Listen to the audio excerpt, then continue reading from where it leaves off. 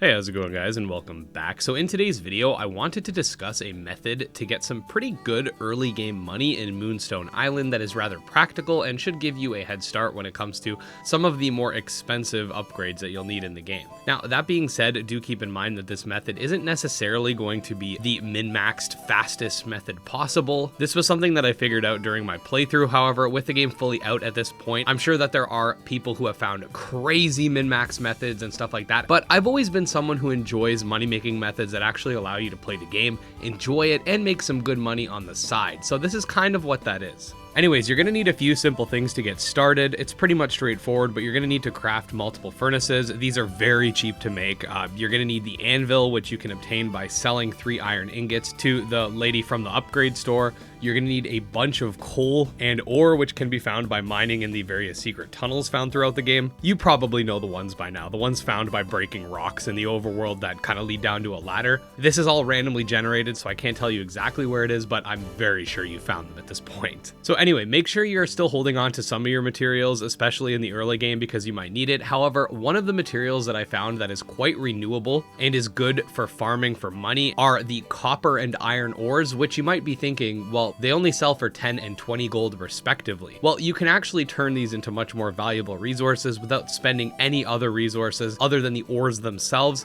and a tiny bit of coal, which is very easy to obtain. Simply grab as much ore as you can and throw it into all of the furnaces you've crafted, set them to cook, do whatever you got to do for the day, or just reset the day by going to bed. Then these ores will turn into ingots, which are exponentially worth more. You can see here with the iron ingot, they're worth 1,200 gold, which is a massive step up from the 3 iron ores that were only worth 20 each. So essentially you just turned 20 gold into 1,200 by using the material itself and 1 coal, which again is found in like every stone. From here you can actually make the ingots worth even more by just going to the anvil and turning them into sheets, which don't cost any additional resources at all and happens instantly. There's no reason not to do this because it increases the value a little bit as well. You can see the iron one is worth 1,600 now instead of 1,200, and you haven't spent anything but a couple seconds of your time. From there, all you have to do is throw it in the cell crate and call it a day. Again, remember that you will need ingots for certain upgrades, so I wouldn't just start throwing every single ore and ingot away. Keep a few for yourself, but the game is very plentiful with these ores, and the various tunnels you can find, there's a lot of them. So you're not really going to be in a situation where copper and iron is something that you just completely can't get a hold of. If you really want to make a crap ton of money, you could do the same method, but with moonstones. However, moonstones are such a valuable resource that I couldn't really recommend doing it, especially if you're in the earlier game,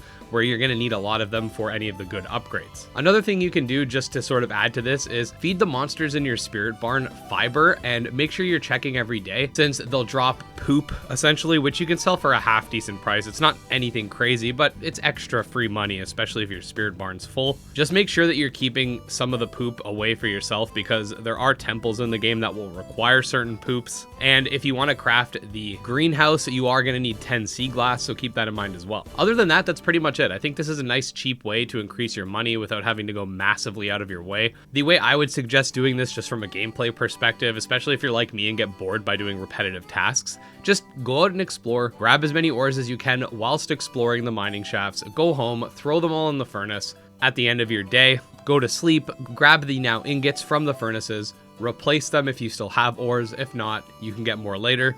Turn them all into sheets, grab your monster poop, throw everything in the cell crate, go do your stuff for the day, come back, rinse and repeat. I personally like this method because it doesn't require you to physically do much. It's very passive. But yeah, guys, now that the game's out, I'd love to hear your money-making methods, and if you found anything crazy for earning money passively, or just from a min-max perspective where you're just going absolutely crazy. This is just one way to make money, but if you're like me, you'll definitely find this way to be extremely passive and enjoyable, and will help you get some of those more expensive upgrades sooner. All that being said, if you found this video useful, make sure to like and subscribe. Check out my Twitter, Discord, and Patreon. Let me know what other Moonstone guides you'd like to see, and special thanks to my patrons, especially Jim Hamilton, Drove Ghost, Dark Persona Exodus, and Candy Morency, and we'll see you next time.